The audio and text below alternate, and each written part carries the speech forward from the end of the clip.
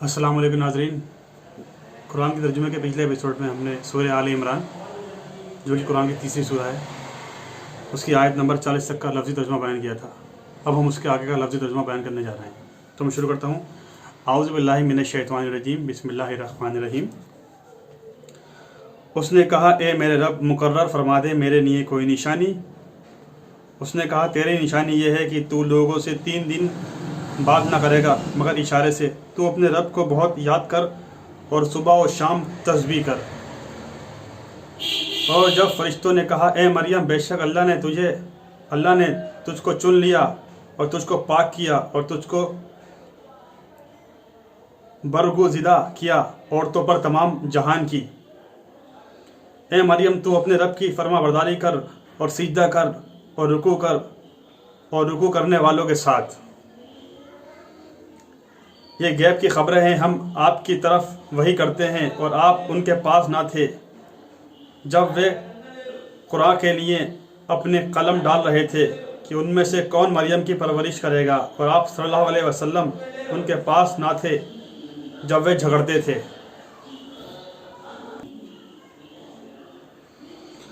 जब फरिश्तों ने कहा, ए मरियम, बेशक अल्लाह तुझे अपने एक कलीमे की बशारत देता है, उसका नाम मसीह अलैहिस्सलाम, ईसा अलैहिस्सलाम इब्ने मरियम है, दुनिया और आखिरत में बाबरू और उनमें से होगा जो मेरे करीब हैं, और लोगों से गहवारों में और पुख्ता उम्र में बातें करेगा और नेककारों में से होगा। वे बोली, ए मेरे रब, मेरे यहाँ बेटा कैसे होगा, और किसी मर्द ने मुझे हाथ नहीं लगाया। उसने कहा, इसी तरह अल्लाह जो चाहे पैदा करता है। जब वे किसी काम का इरादा करता है तो वह कहता है उसको हो जा, सो वे हो जाता है। और वे उसको सिखाएगा किताब और दनाई और तौरात और इंजील। और बनी इसराइल की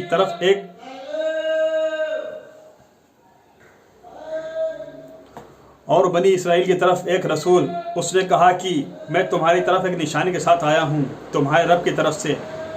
मैं तुम्हारे लिए गारे से परिंदे जैसी शक्ल बनाता हूँ, फिर उसमें फूंक मारता हूँ तो वह अल्लाह के हुक्म से परिंदा हो जाता है।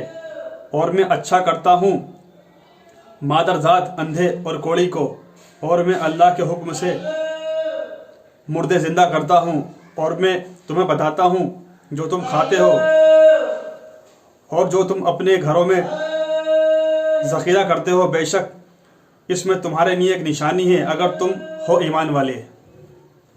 और मैं अपने से पहली किताब तौरात की तस्दीक करने वाला हूँ, और ताकि तुम्हारे लिए बाज़ वे चीज़ें हलाल कर दूँ जो तुम पर हराम की गई थीं, और तुम्हारे पास एक निशानी लाया हूँ तुम्हारे रब की तरफ से। सो तुम अल्लाह से डरो और मेरा कहा मानो।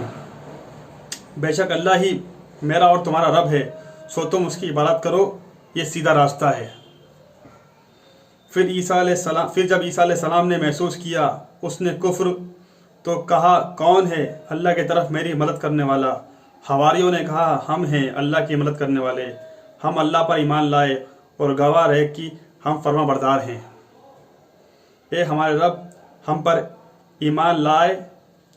हम उस पर ईमान लाए जो तूने नाजिल किया, और हमने रसूल की पैरवी की, तो तू हमें गवाही देने वालों के साथ लिख ले।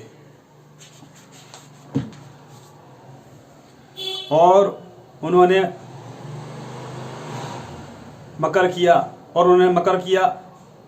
अल्लाह ने खुफिया तदबीर की, और सब तदबीर करने वालों से बेहतर है, और अल्लाह सब तदबीर करने वालों से बेहतर है।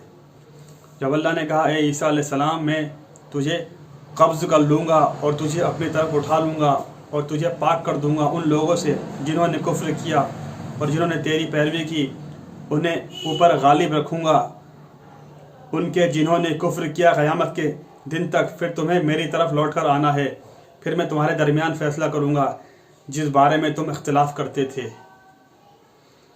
बस जिन लोगों ने कुफ्र किया, सो उन्हें सख्त अज़ाब दूँगा दुनिया और आखिरत में, और उनका कोई मददगार ना होगा। और जो लोग ईमान लाए और उन्होंने नेक काम किए, तो अल्लाह उनके अजर उन्हें पूरे देगा, और अल्लाह दोस्त नहीं रखता जालिमों को। हम आप सल्लल्लाहु अलैहि वसल्लम पर यह आयतें और हिकमत वाली नसीहत पढ़ते हैं।